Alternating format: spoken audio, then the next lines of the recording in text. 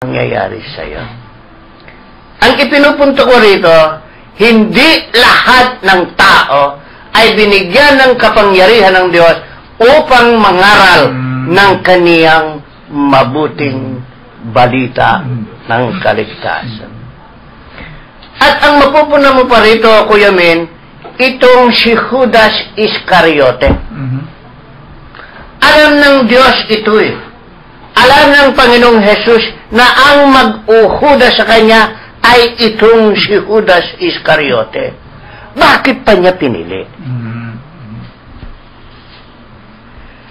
Kuminsan sa kaparian ngayon, hindi lamang bukod sa mga Katoliko, lalo't higit sa ibang mga ebanghelista, kung tirahin ang mga pare, ay ganun-ganun na lang. Pero pakatandaan natin, mismong si Kristo ang pumili sa kanila. Meron pa nga nagsasabi, bakit ako mananalig sa parang yan? Eh, yan din ay pumupunta pa nga kuminsan doon sa patay sindihan. Lasenggo yan. Nagmamadyong yan.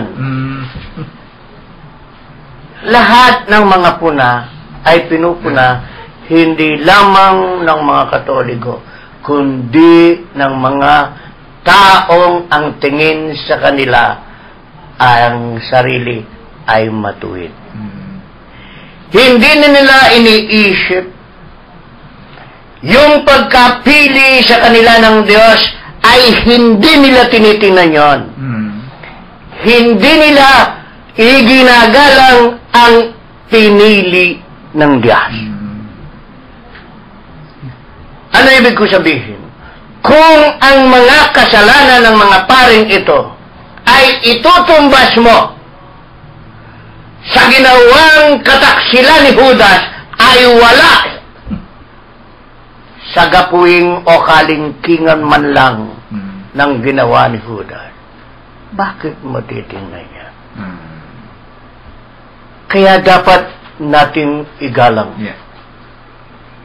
ang pagpili ng Diyos sa mga alagad niya, lalo na't higit ang mga pare.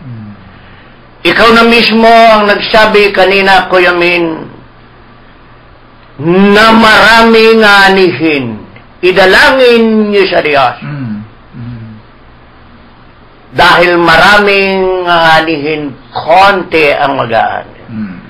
Nagsimula sa 12. Ngayon, marami na ring mga pare. Bakit?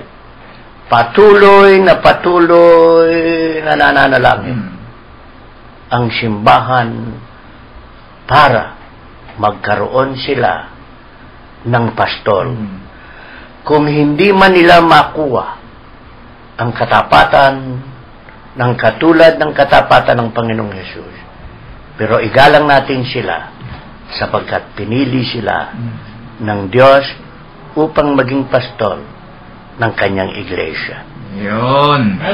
Totoo po yan. Alam po ninyo, marami ho yung, di ba marami yung mga nag-aaral ng pagkapare? Minsan mag-e-enroll, napakarami nila. 200. Minsan matitira na lamang mga 4, 5. Pag natapos yun. Ang makakatapos. Meron po nga, wala rin natira eh. Oo. Maswerte ka. Sa mga tuwid, yun ang pinili. Yun lamang ang pinili. Yun lang ang pinili. Sa 200 na taong Ayun. Sa prosesong dinaanan eh, isang lang natira. Yung iba hindi talaga pinili. Kahit na gusto nila, hindi ka pinili. Hindi ka pinili. Hindi pwede. Merong magiging dahilan. Ayan ho, ang baka ho kayo'y nagtataka. Bakit naman meron kasing, sa amin doon, meron kasing mga tao na tumutulong doon sa pagpapaaral sa mga pare. Katunayan, nagbibigay sila ng kaunting donasyon para lang makapag-aral ng pagpapare. Na ipapadala sa Tagaytay na at malapit na. Pero nung palabasin sila kunti na lang yung bumalik. At tapos yung nakagraduate pa, ilan na lang ang nakagraduate sa dami na nagsipag-aral. So, yun ang sinasabi ni Kuya Ben at Kuya Joe, na kapag ka ikaw ay pinili, kahit na ikaw ay mahirap, kahit na anong buhay mo, kahit na barumbado, basta pinili ka, kakasangkapanin ka ng Diyos. Pagkatapos, ikay mapili, yung availability mo, ipagkaloob mo ngayon sa Diyos. Iyon ang pinakamaganda doon.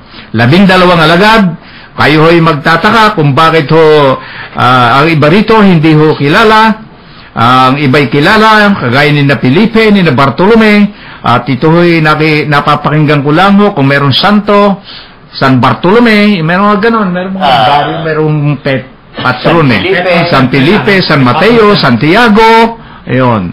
Ay yun ho ang mga pinili ng ating Panginoon at hindi ho pwede natin sagkaan ang kapangyarihan ng Diyos.